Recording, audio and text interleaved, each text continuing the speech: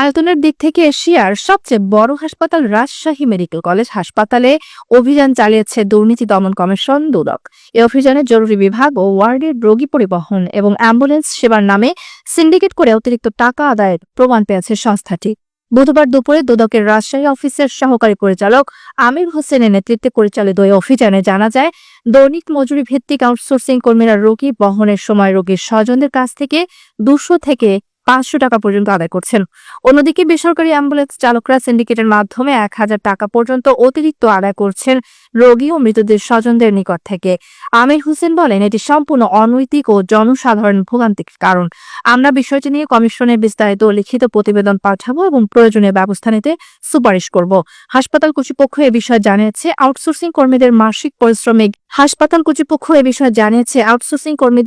পারিশ্রমিক মাত্র 4000 টাকা হওয়ায় অনেক সময় তারা স্বজনদের দেওয়া অর্থ গ্রহণ করেন। তবে তারা স্বীকার করেছেন এটি অনুচিত এবং এ ধরনের অনিয়ম বন্ধে ব্যবস্থা নেওয়া হবে।